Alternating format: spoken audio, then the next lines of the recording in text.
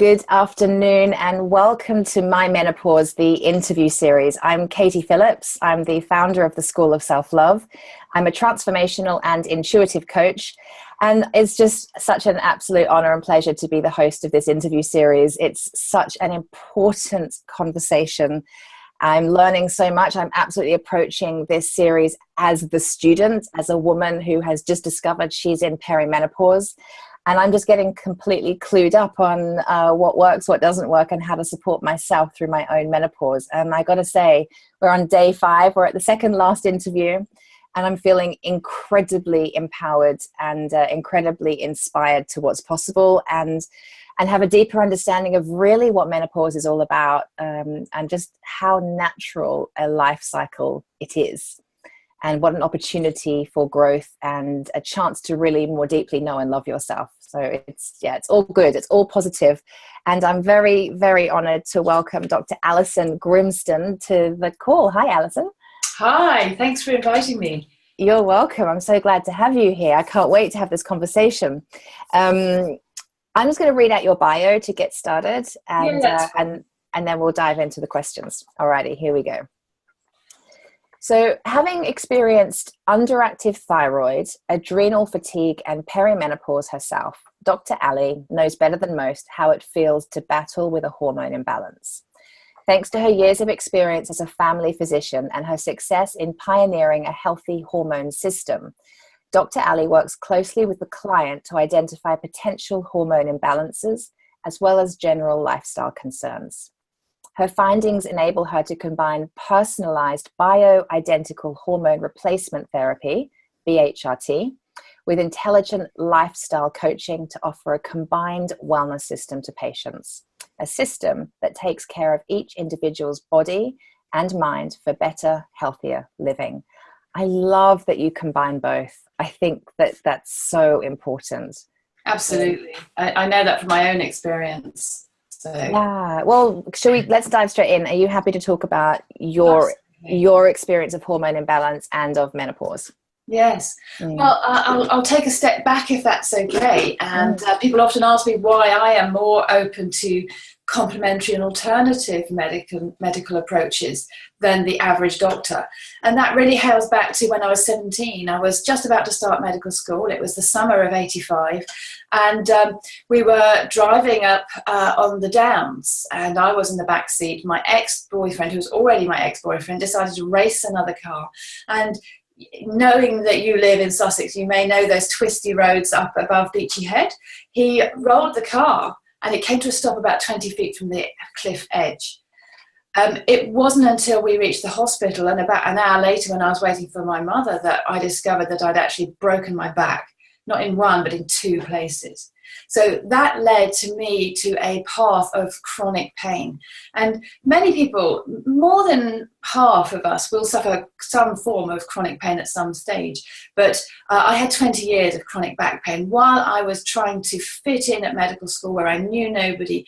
I was trying to get into this new way of life and be up in London, away from my home and the countryside where I was brought up.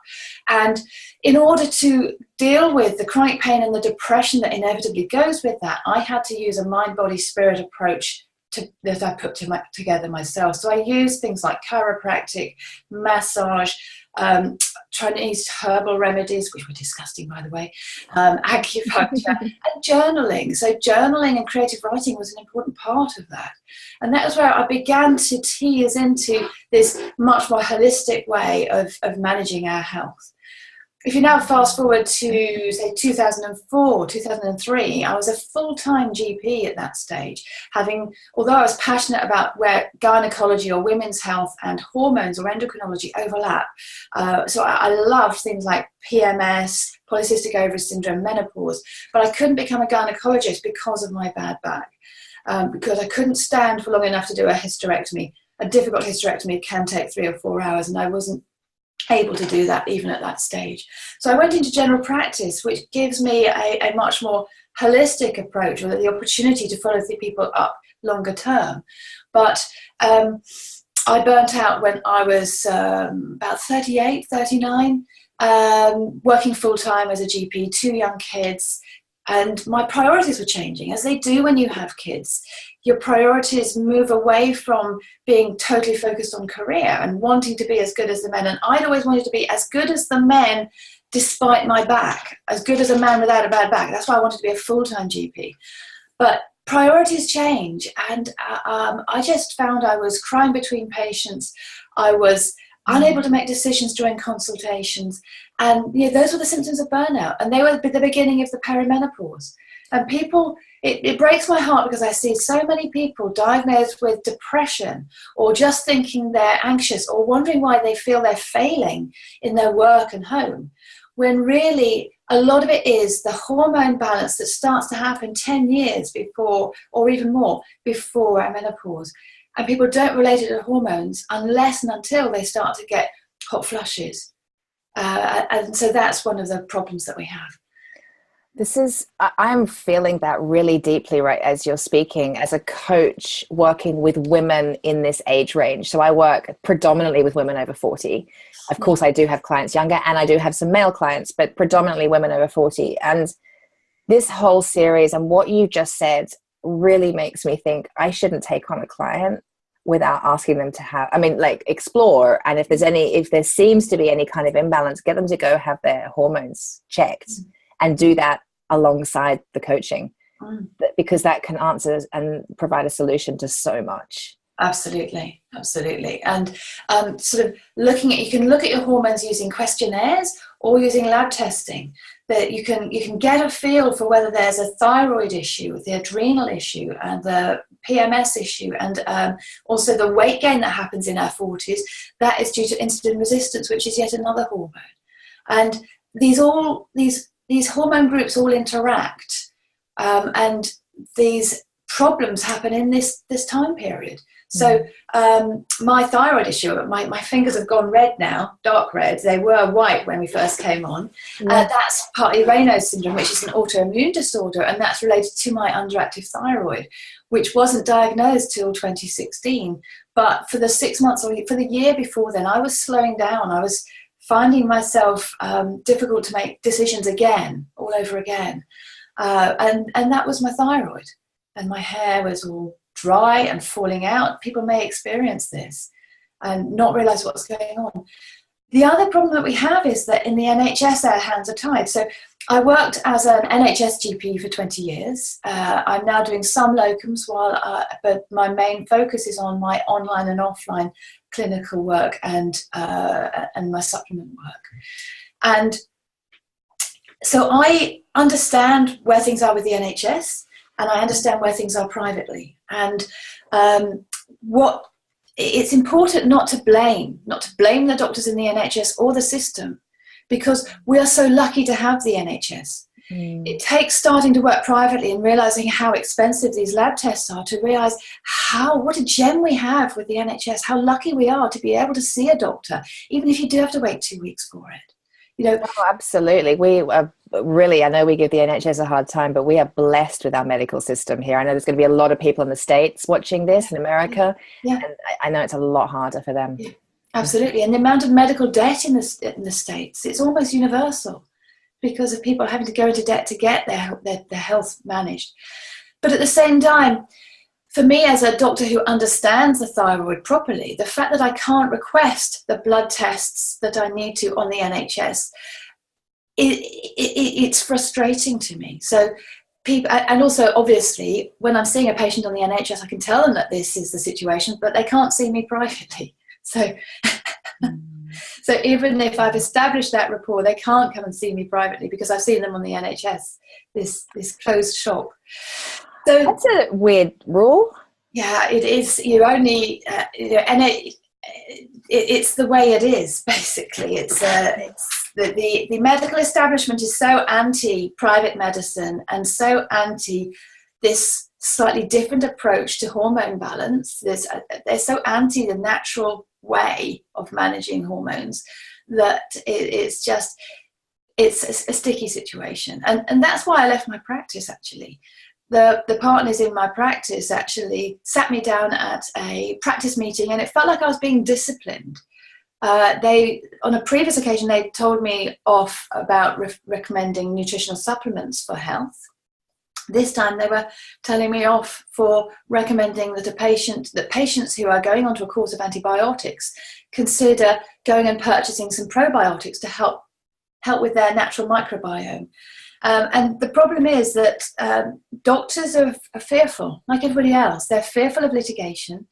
And these doctors didn't respect the intense course that I have recently been on the microbiome, which is the natural bacteria in the gut. They're really important for hormone balance, by the way.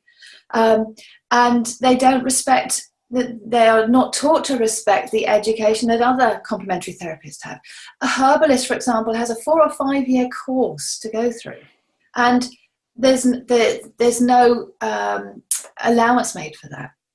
So in terms of getting hormones tested, in the NHS, we're supposed to only test for menopause if people are under 45 and getting menopause symptoms. And the test for menopause, the LH and FSH hormones, only turns positive after your last period. So if you're getting these symptoms and you're still having irregular periods, clinically you're in the perimenopause. And so it's tricky. People come to us in NHS general practice expecting to be able to have a blood test to diagnose whether they're in perimenopause, and it isn't that simple.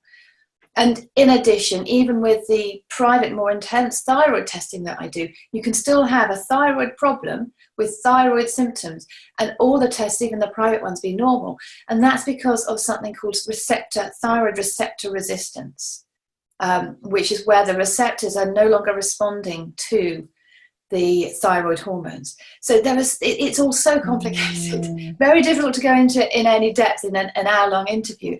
But it's so complicated that's why I work in depth with people over a year, so that we get a chance to look at people's adrenal fatigue status using tests of their diurnal variation in cortisol. It's why we work longer term, so that we can look at people's thyroid in depth and really get some changes in place within their stress levels. And we'll come to that later, because these things all impact each other. If you're stressed, you're releasing cortisol, which impacts the way you experience of perimenopause. Yes, absolutely. I love that you work with them over a long period of time. And I think from what I'm discovering that, through a lot of these conversations this week, is the idea that it's not just a test that can determine where you're at in your menopause. It's like, how are you feeling, and how are you feeling day to day, and this week compared to next week, or this month compared to next month. And it's like tracking that and having that conversation, not just doing the tests, because the tests can, as you say, they can fluctuate, or they don't actually always show exactly what's going on. Yeah. Somebody like you is pretty an invaluable support, I would say, to a woman going through this. Yeah, absolutely. Yeah. And so also having experienced it myself, that helps. Sometimes you sort of sit there talking to a male GP about this stuff, and they just don't get it. No. Where are you at in your menopause journey? I've got a Mirena, so I've got some artificial progestogens. Okay. It's not ideal, but it gives you contraception, which is great, and lighter periods. I am still having light periods, and I haven't started having hot flushes yet. So really, it's still perimenopause, premenopause for me. But I know from experience with my mentor, who runs the Institute for Nutritional Endocrinology in Texas, that because she is so fit and eats such a clean diet with no gluten, no dairy, no meat, she's vegan, raw vegan, because it's such a clean diet and lifestyle, and she takes a high intensity exercise every day. She did 60 press-ups on her 60th birthday, which is rather cool. Wow. God, I can barely do one. I know, me too. It's next on my to-do list. It's on my to-do list as well. I'm like, just start with 1 or 2 a day, build up. Anyway, sorry, we digress. But so she just floated through menopause with no symptoms at all. You don't have to have any symptoms at all through menopause. You don't need to fear it. If you're as healthy as you can be, if you're taking nutritional supplementation to support your cellular health, if you are taking, using the right level of fitness, and you need to be balancing all the pillars of your life, all the pillars of your health, which includes having a vision for your health and for your life, which is something that you as a coach are so powerful on and so strong on, because you know that each woman that you coach, you're helping them to create a vision to work towards. Whether it's life coaching or business coaching, that's what we've got to be. We've got to have something that we're working towards in order to not just fall backwards and then get depressed and lack motivation. And of course, sleep quality is something that really suffers around the menopause and can be helped enormously by natural hormone therapy and getting the melatonin levels right. And it's another of the pillars for our health. Yes, absolutely. I was speaking with Dr. Wendy Denning yesterday, and she was talking about sleep hygiene. Yeah. It's a basic thing, to have an actual routine. It's something it's one of the basics I teach through self-love coaching. It's like, how do you prepare for bed? It's pretty basic. Yeah. Okay. So Alison, can you share why some women, you just said some women don't have any menopausal symptoms. You just gave the example. Their periods just stop. Your mental, you have ultimate health, unstoppable health, as she calls it, then you just float through. And then you're through to the transition phase, to that wonderful state of goddess of the post-menopause. I love Which is possible, honestly. Yeah. What we're moving towards. It is. It absolutely is. Yeah. So why does some women really suffer through perimenopause then? Well, there can be lots of things that contribute to that. First of all, there's genetics. So if your mother had a bad menopause experience, then you're more likely to. And then there are all of these pillars of health. So environmental pollutants. If you smoke, then you're going to have a worse menopause experience. And you need to use every opportunity you can to stimulate yourself to actually say, I'm going to do it this time, because everybody who smokes knows that it's not doing them any good. Exercise. So there are specific types of exercise that support hormone balance, in particular high intensity exercise or HIIT. And that's really important. But if you suffer from adrenal fatigue and chronic fatigue syndrome, then you don't want to be doing marathons. You want to be doing gentle yoga for your exercise. So you need to tailor your exercise according to your hormone balance and also what you love. So it's no good going to the gym if you hate going to the gym, but you actually love dancing. So guess what your exercise should be? Dancing, obviously. Yeah, and one of the experts earlier this week, or a few of them, I think, spoke to this, the idea that, really high intensity exercise for a lot of women can actually add more stress in their body, which we don't need during menopause. We need to exercise in a way that's really true and right for us. Yes, but high intensity exercise can be just what I do in the morning. So first thing in the morning, I know that I'm needing to reset my cortisol and melatonin balance by getting exposure to the sunlight as soon as possible. So I go out, stand in the garden, do my stretches, looking at the sun. So I'm doing my stretches, a bit like yoga, up and down, just twice. Then I sprint down the bottom of the garden with the dogs. That's one high intensity exercise burst. Stop and admire the garden and the willow trees. Let the dogs do their bits first thing in the morning and sprint back up again, just in time to turn the bath off. So that is my morning routine. So I've already got 2 bursts of high intensity exercise by 7:10 in the morning, between 7 and 7:10 in the morning. It doesn't have to be prolonged exercise. And, there's a lot of research now that shows that we don't need an hour of exercise in order to reset our hormone balance. Oh my gosh, that's inspired me so much. Yeah. Because you kind of think that you have to dedicate, at least a good half an hour of solid, I'm going to hurt at the end of an exercise. No.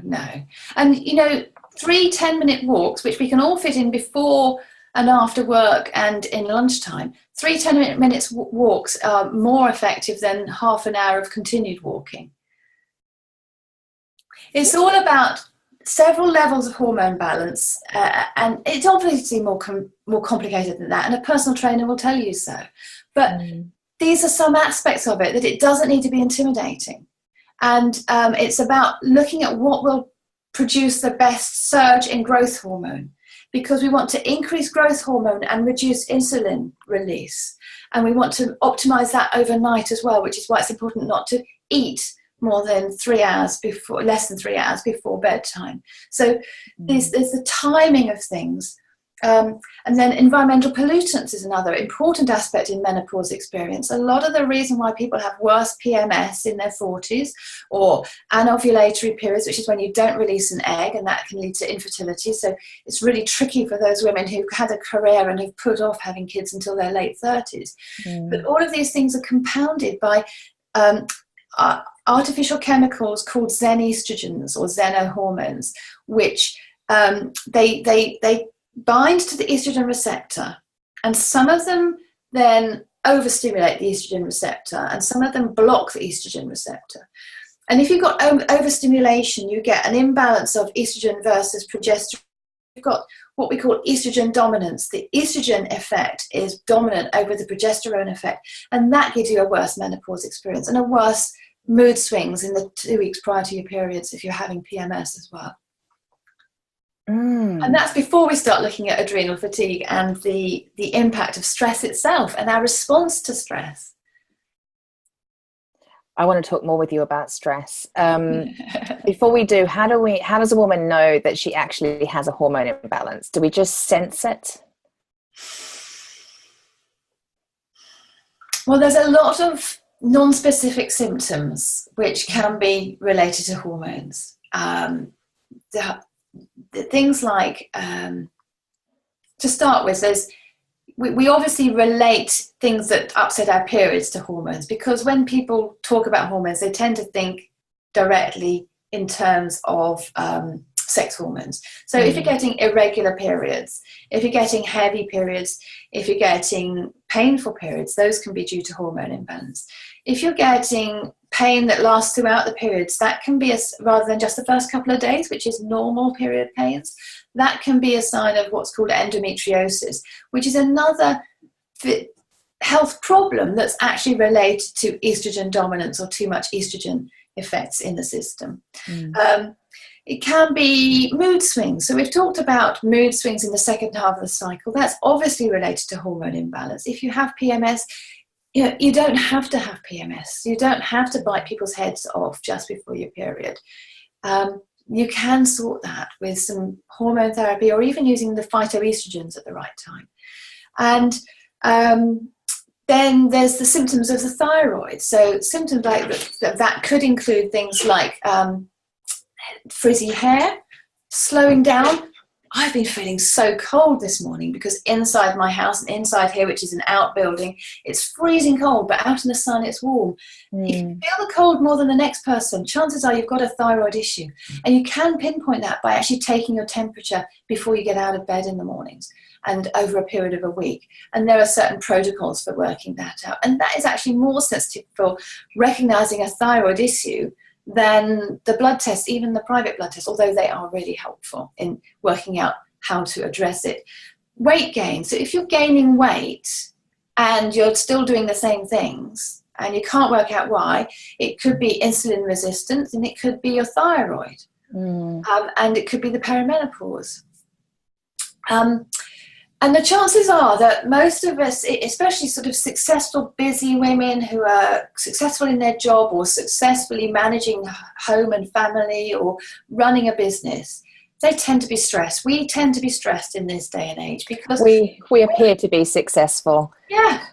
And there's probably stress really running the show under the surface. Yeah. Well, absolutely. We are in a stressful society now where so much is expected of us. We've got deadlines, whether we're working for ourselves or for other people.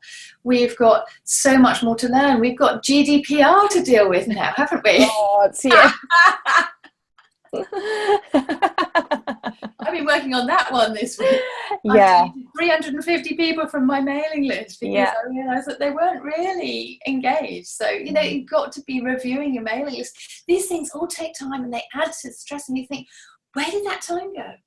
And traffic. I mean, for those of you that are still commuting to work, and, I do some locums, so I commute to work sometimes.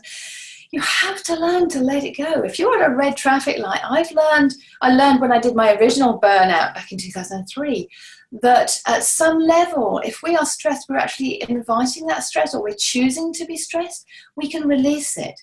Even if you've left late for something, and I tend to do that because I'm trying to fit too much into the time. Once once you're in the car, once you're on the journey, there's nothing you can do. So every time there's a red traffic light or a traffic jam on the M25, take the opportunity to breathe, relax, and appreciate. What I find is that when I am overstressed, I stop noticing the beauty around me, the sunlight glancing off the leaves when I'm driving to work, because I'm lucky enough to live and work in a rural area, and I'm always able to see trees on the way to work. But if I was working and living in Birmingham, I'd still be able to look at the architecture and appreciate that. The sky, so often the beauty in the sky, the cloud formations, it's worth stopping your brain and appreciating it for a moment, because that really helps to put your hormones back into balance. So if we are really, really stressed and busy constantly, and I know we're going to come to this later, it can lead to adrenal fatigue, it can lead to burnout. And that will increase your symptomatology, it will increase the symptoms that you get through perimenopause. If you're not getting enough exercise, then you will have worse symptoms of menopause. So it's worth keeping fit. I lost a stone with my weight management program. One of my clients lost 11 stone with my weight management program over the last 18 months. So, and now her experience is much better. And then there's, as I've mentioned, the toxins that we're exposed to. It's not just cigarettes, but pollution, but also if you've still got any non-stick frying pans and saucepans, the old-fashioned ones with the Teflon surface, chuck them out, because as they're heated up, they release fumes that are these artificial estrogens, and they will cause imbalance. Really? I haven't heard that yet. Okay. Stop getting your clothes dry cleaned. Those chemicals are not necessary. What I find since I discovered this is that if you just leave your clothes hanging up for a week in an area of fresh air, they are fine. And dry cleaning isn't dry anyway. It's using horrible chemicals that are left in the material. So if you have to wash them, put them through your washing machine in a really, really light, cautious wash, and don't tumble dry them. So there are so many aspects to hormone balance that we really don't appreciate until we start delving deep. And that's why I put all this stuff together into an online course, because there's far more than I can cover in just an hour-long interview. It's sort of 7 weeks. It's huge. I know. I get that. I'm really getting it's like we're just scratching the surface. Absolutely. Oh my goodness. So, well, okay, we keep touching on stress, and I know this is a real expertise of yours. So why specifically do we need to really get serious about managing our stress when we hit perimenopause? Because it's not doing us any favors. Mm-hmm. And I know how tempting it is to put it on the back burner, because we're busy, we've got our jobs, we've got our kids, we've got our parents going sick, so we've got to deal with them. My mum's in a care home now. We've got to be visiting, and so our health comes last. Our health and our mental health comes last, but it has far-flung effects. So stress is a contributing factor to 90% of all ill health. If you have a heart attack, if you have diabetes, if you have a stroke, stress is a major contributing factor. I know of a guy who had a stroke when he was about 52, and he knows that it was due to the stress of his job that he was in at that time. Another friend of mine had a stroke at 43.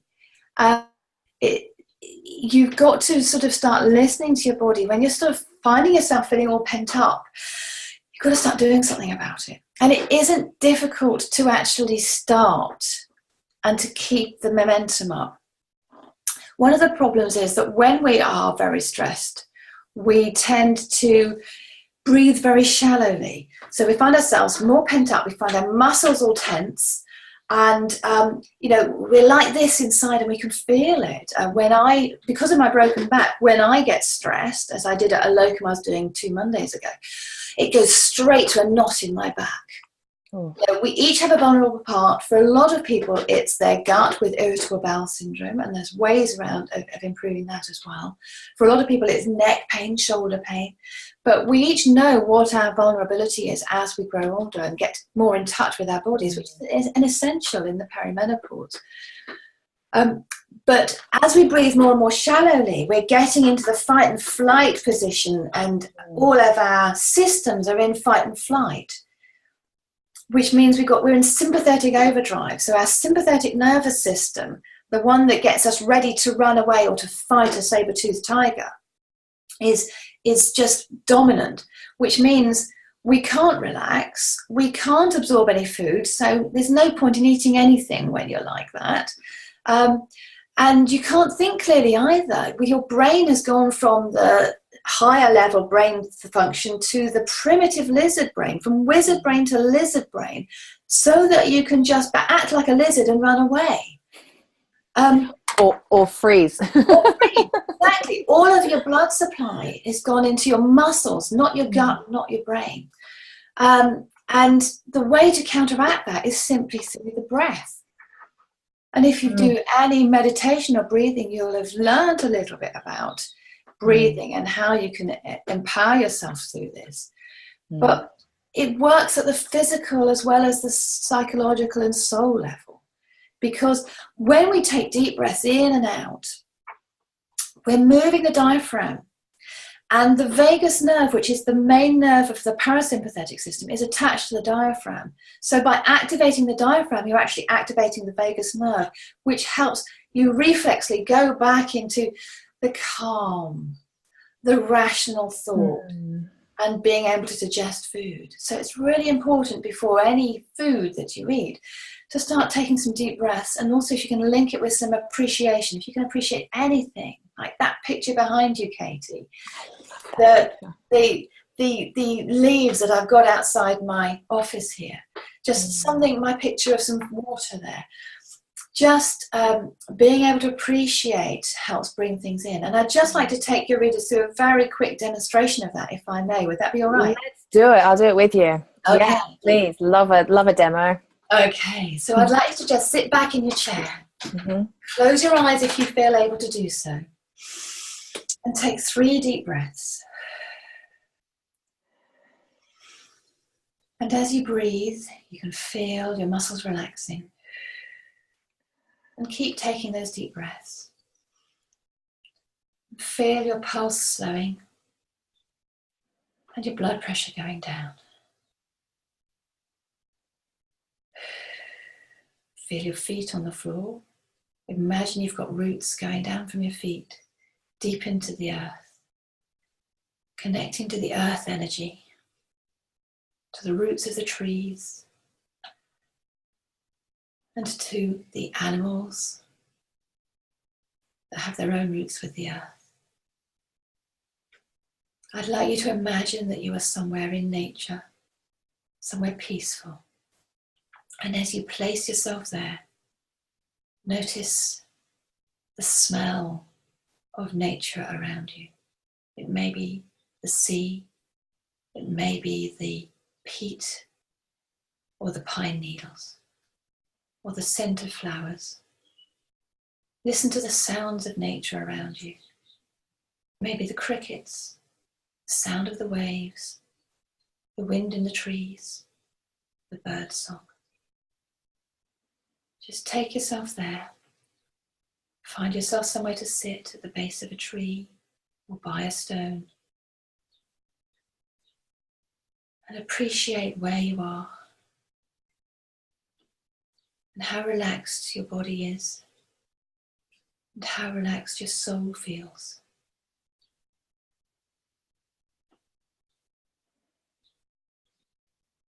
Feel yourself connected to nature.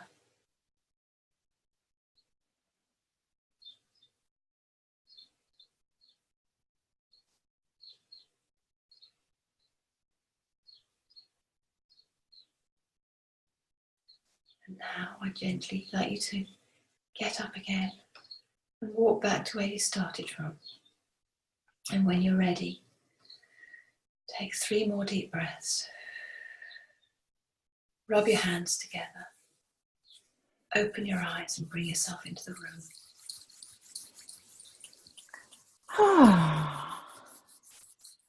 I went to my happy place. Perfect. Everybody needs a happy place. Oh yeah, yeah.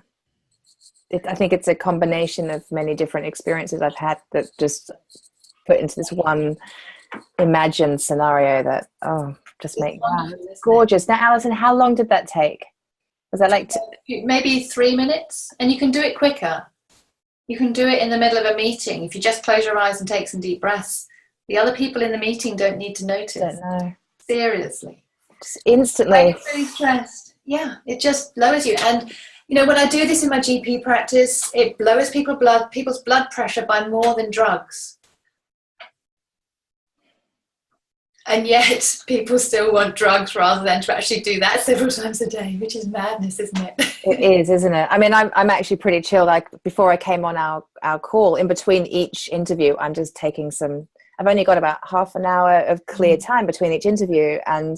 But I've just, cup of tea, sunshine, listen to the birds, look at the trees, just be.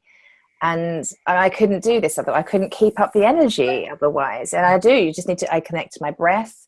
Yeah. Wednesday I had 5 interviews. I actually took a nap. I set my alarm. Excellent. 30 minutes, deep breathing. I was out like a light, half an hour sleep, back on it. And this is the thing about sleep. If you use this before you go to sleep, or if you wake in the night, it gets me, that breathing technique and the visualization gets me back to sleep within seconds. Exactly. Breathing is so powerful. I'm so glad you led us through that. Thank you. It's such a perfect demonstration of how quick it can be to calm down. And when I trained as a spiritual healer, I started doing this a little bit in my GP practice, and one of my ladies could see herself in the Bluebell Woods, which you'll appreciate living in Sussex. Yes. And another lady, it took her back to her childhood in Switzerland, and she was 80. And it took her back to her childhood on the mountains in Switzerland with her sister and her mother. And just being able to bring people to this place is such a blessing, and then teach them to bring themselves to this place. I recommend people do this at least 5 times a day, before every meal, and when they first wake up in the morning, and when they go off to sleep at night. Then once they're practiced like that, they can bring it in at the drop of a hat if they get into a stressful situation, or they find themselves having difficulty thinking rationally through things. So helpful. So helpful. And if you're out and about and busy, or even at a restaurant or a function or at work, you can just go sit on the loo. Yeah. Right? Just go close the door, sit in the toilet for a couple of minutes, and just be and have that moment with yourself. Yeah. The other quick knack that you can use when you're about to go into a stressful situation, you've heard of Professor Amy Cuddy's research, have you? No, I haven't. Have you not? Oh, right. Well, I'm going to write it down. Okay. It's a TED Talk. Okay. And it's really worth tapping into because it really resonated with me. And what it is that she's done research using salivary cortisol, which is the same test for adrenal fatigue that I use for adrenal fatigue. It's quite an accurate measure of your cortisol in the moment. And she found that if we stand like this, or like this, or if we just sit taking up more space. So, it made me think of my practice meetings as a GP partner. Okay. So I'm just taking up more space while you're speaking. Exactly. But in GP meetings, the partnership, one of the men would always be like this, legs akimbo, taking up loads of space. And I, as a good little lady who's been trained to take up little space, I'm sitting like this with my legs crossed, because that's how we've been taught to be ladylike. Okay. But this research shows that when you do this, it increases your testosterone levels, even as a woman, which is important, increases your confidence, and decreases cortisol levels, which is the stress hormone that makes us feel more stressed. If, however, you do the feminine thing of crossing your legs and taking up little space, it increases cortisol levels and reduces testosterone levels, and so you're less confident. So now, before a talk, I go into the loo, like you were saying, and do this. Yeah. It was like power posing, isn't it? It's, the power pose of, Superwoman, Yeah. And that's where the power poses came from, Amy Cuddy's research. I didn't know that. I've heard so many different people speak to power posing, which I do before I speak at an event. I'll go into the toilet and I'll do my power poses and like get my energy up. But of course, if you're like this, your energy is just constricted, isn't it? Yes. Yeah. Which of course is going to up the cortisol. Yeah. And it makes you less confident and less able to relate to your audience if you are brave enough to do talks. Yeah. Which we're going to talk about after the interview. Yes. So, okay, but one thing I just want to really get super clear. Why is it that during perimenopause we need to be so careful about stress? Why is it at that time? Is it at that, or is it all the time? Well, obviously it's all the time, but fortunately I have here a picture that might help with my description. Okay. Explanation. I've got my things from my clinic that I use for explaining this to people. Okay, so here you have, is it the right way around? Yes, it is. Perfect. Not background, back to front. Okay. No, it's good.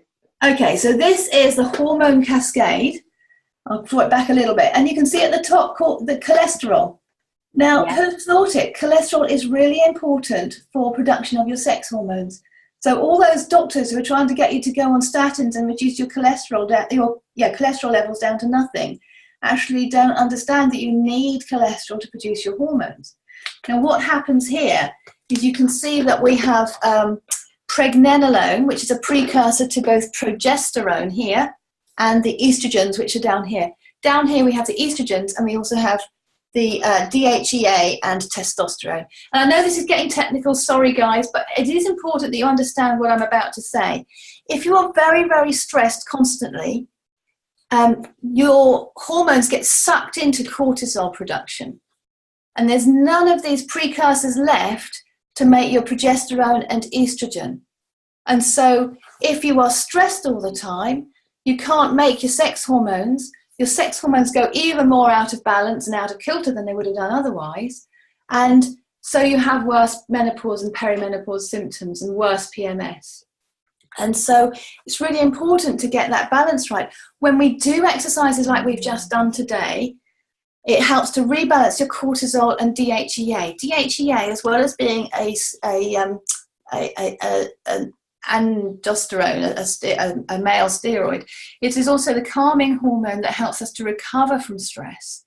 And it is one of the hormones that's depleted when you have adrenal fatigue.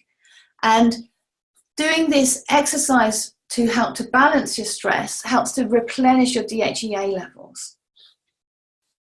So that helps you to recover from any acute stress that you are under. Okay, so this is it's sometimes called pregnenolone steal, and it's sometimes called cortisol steal. I say cortisol steal because more people have heard of cortisol than pregnenolone, and I don't want to confuse people.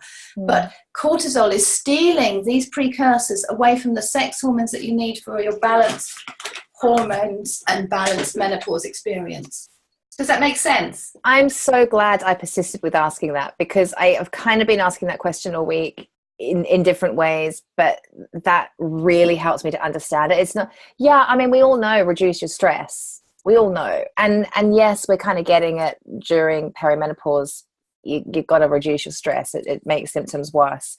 But why? And now I really, really get it. Thank you.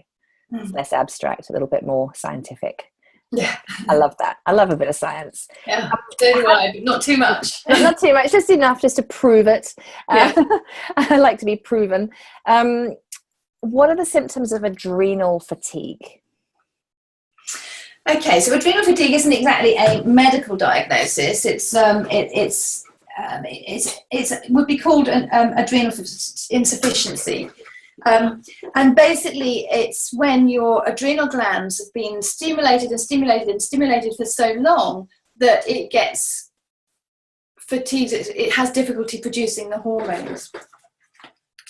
And what happens when you have adrenal fatigue is there are considered to be 3 phases, or the way I work is and explain it to people is with 3 phases of adrenal fatigue. And the first phase, there's a pre-phase which is when you have you're feeling wired all the time. So when you feel you're successful in your business, you're managing to get so much done, or you're on the PTA and you're managing your kids and you get into the football practice and you're managing everything. Yes, you know, you're a little bit hyper, but you're managing everything fine and you're not feeling tired. Then that is actually one of the warning signs that things may be going towards an adrenal fatigue phase, and you need to start taking a step back. This is an adrenal stress profile. So this is the saliva test that I use. And what we're measuring is not only the cortisol, which is shown on this graph, but we're also measuring the DHEA, which is shown down here. When we have the wired up, the pre-adrenal fatigue stage, then your cortisol levels may be in the normal range, but going up. Stage 1 adrenal fatigue is when the cortisol levels are way up above the yellow. So then you're sort of wired and you're beginning to get tired at times. You're realizing that things are a little bit on edge. You're feeling too, basically. But at that time, the DHEA is often normal. Then with stage 2 adrenal fatigue, the cortisol levels appear to be normal. So they come down into the green area here, which would appear to be normal. But the clincher is the DHEA. You remember I said the DHEA is the hormone that helps us to recover from stress. So we need to have good levels of it. If the DHEA is at the lower end of normal or low normal or low, then we know that something's happening and the adrenal glands aren't able to produce enough of this. And in actual fact, it means that your cortisol levels aren't really normal. They're coming down, sinking down. And then with stage 3 adrenal fatigue, which is going towards chronic fatigue syndrome, that's what you see here. So in this particular sample, the cortisol levels are all at the bottom. Right. They are just not within the normal range at all. And the DHEA is low. So you've really exhausted your reserves. And you're not able to recover from that without intervention, without some support from functional medicine and lifestyle and nutrition. I mean, would somebody know if they're suffering adrenal fatigue, or would they go to the doctor and the GP? GP? No, it's not a medical diagnosis. No. As far as a GP is concerned, the only thing they can do is check a 9 a.m. blood cortisol, which is just 1. It's not looking at the daytime variation at all. So you can't tell it from the GP. So what does a woman present to you with then, and you're able to then diagnose, okay, you've got adrenal fatigue? Well, it's really a case of screening anybody who has got a lot of stress in their lives or had it in the past. So if you've been abused as a child, or you've been a victim of an assault, you may still have this, even if everything's settled down and from the outside, your life looks as if it's all in an even keel and everything's hunky-dory. So, and in those cases, I would do this adrenal stress profile to see what state their adrenal glands are in. Right. So, but I wouldn't know that I have adrenal fatigue? Not necessarily, no, not usually. But you suspect, because if you know that you're sort of very stressed and you're sort of actually, if you're flying off the handle at things that you wouldn't otherwise do. Like for me, when I burnt out, I was, as I said, I was crying between patients. I was not able to connect heart to heart with my patients the way I like to. I mean, that's where I get my job satisfaction from. But there was like this brick wall. Yeah, right. Just not relating to them at all. If somebody came in saying they were stressed, I would be thinking, well, you're not half as stressed as I am. And I'm always crying with my clients. but there's an empathetic crying, which is different crying between patients, because you just can't cope anymore. You can't. Yeah, I know. You know what I mean? Yeah, I do. I really do. I really do. I was actually speaking with them, and there's feeling for yourself. And I found that I was being more stressy with my staff than that was normal. Normally I was the person who they knew that they could relate to, but when I was in that state, I couldn't. So when you're flying off the handle, and then you also know when you're starting to feel exhausted, when you don't have the get up and go in the evenings to carry on, or when you can't even stay motivated in the afternoon to finish your work. You know that things are suffering and you need to get things checked out. Or if you're not in a position to invest in getting them checked out, at least start taking measures to redress the balance of stress. And it's not so much the stresses that happen to you, because there are stresses that affect us that we can't control, but it's how you respond to those stresses, learning to respond rather than react to them. Yes, yeah, I'm all about responding rather than reacting. Absolutely. We have a question on the Q&A come in. How do you know you are fully recovered from adrenal fatigue? I believe I had this last year. Couldn't stay out of bed for 2 days at a time. No, that's really tough. That is tough. Really, I wouldn't be able to tell as a doctor without the adrenal stress test, to be honest. So you need to be tested to know. Yeah, that's what I would say. Of course, my hands are tied when I'm in NHS general practice. We don't even touch on it, and I have to toe the line there, you know. I'm presuming that if you're suffering adrenal fatigue, your immune system drops. Yes, absolutely. Massively. Because initially you're producing too much cortisol, and cortisol is like prednisolone that's used as a treatment in medicine, and they both suppress your immune system, so they make you much more prone to infections. And also, then we also get into the sticky area of autoimmunity, which is another kettle of fish altogether, and also increases in the perimenopause. Women are much more likely to get autoimmune disorders than men, and the main increases during our 40s and 50s, absolutely. So that's another aspect of immunity. Goodness me. I think a woman has to just really trust how she feels. And if something doesn't, I think we're very intuitive, and I think we need to learn to hook into that intuition and trust the intuition, and go seek the help and support from this series has given so many different types of experts, and you've got to just trust your intuition. Okay, I need to maybe go see that nutritionist. I need to go get my hormones tested with that person. I just need to see my GP, or I just need to go do that breathing exercise that Dr. Ali taught me, trusting. Absolutely, and learn to one of the greatest blessings of going through your 40s and 50s is learning to listen to your own body, because we are much more sensitive at this age to things like the Zen estrogens. Things like, I still see people at the swimming pool actually using spray-on deodorants, which is ridiculous because you're putting chemicals into the entire environment. Yeah, I don't use a deodorant at all. Because, and you shouldn't use an antiperspirant, because perspiration is part of your detox. It's part of body detoxing. And if you stop yourself from detoxing, those toxins are staying in your body, which you do not want.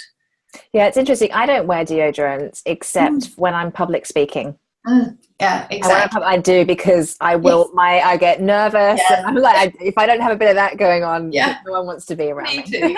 Me too. And then I go for Jason's or something that's got that's aluminium free. Right. Totally. Yeah, me too. Yeah, I'm with you on that. It's, my goodness, Dr. Ali, we could talk for hours. I know that I'm going to ask you a question now, and I know that you've kind of answered this question all the way through, but I'm hoping that you can just give us some just punchy top tips for managing stress and fatigue, because I think it's just such an important conversation. We can't hear this enough. Okay. Top tips for managing stress and fatigue to wrap up. Okay. So the first thing is to use a breathing exercise, use deep breathing, and use it several times a day, so that you're in practicing it and you can bring it on whenever you are under more stress. So when you are getting close to a deadline, take some deep breaths and you will be able to focus on it more. You'll be able to think more rationally. Eating the right foods, and I haven't touched on that at all, but I know you've had nutritional therapists on the series already, but you must cut out sugars, gluten, and if you're still having problems, think of cutting out other allergens like dairy and soy. Soy is great for menopause because of the phytoestrogens in it, but it's not so great for thyroid, so there's a catch-22 there. So getting the foods right, and getting the exercise right. So even if you're just doing 2 sprints and 2 more sprints at lunchtime, something like that, running up the stairs instead of walking up or catching the lift, these little things will help with stress. And sleep is really important. So bring exercises into sleep. Don't eat within 3 hours of going to bed. And I'm sure that when you were talking about sleep yesterday, you will have covered things like screen time close to bed and having your room completely dark. I wear an eye mask overnight so that I'm not exposed to light, which is going to stimulate a problem with my melatonin release. Create a vision for your life and your health and be working towards that. So in actual fact, this is a wonderful time. This is an opportunity to reinvent yourself. Whatever you're doing, whether you've been a homemaker or a professional or a salesperson or just somebody at a cash desk, this is a time when you can reinvent yourself and create a new vision for your life. It's a wonderful opportunity.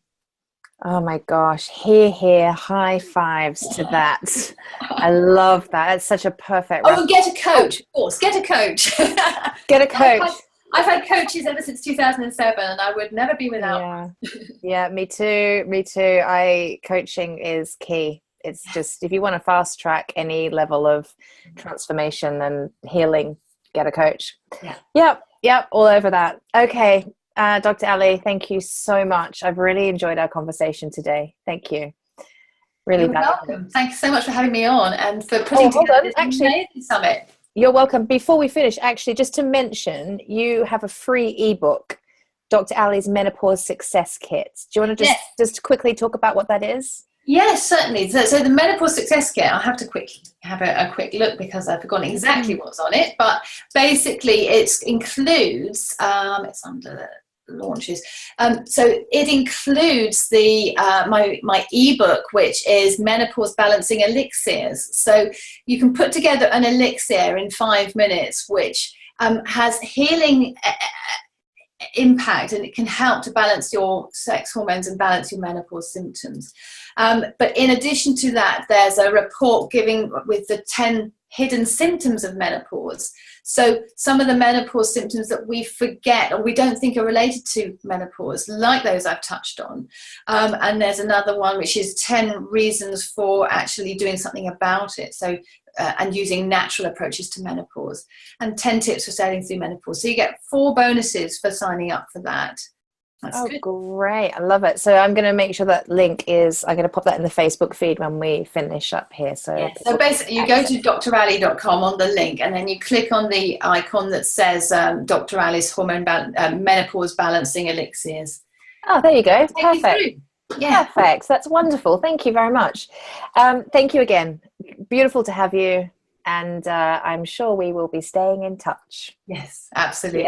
All the best then, Katie. Thanks again. Thank you so much. And goodbye, everybody. And we have one more interview left today. Please do join us in about an hour's time. See you then. Lots of love. Bye.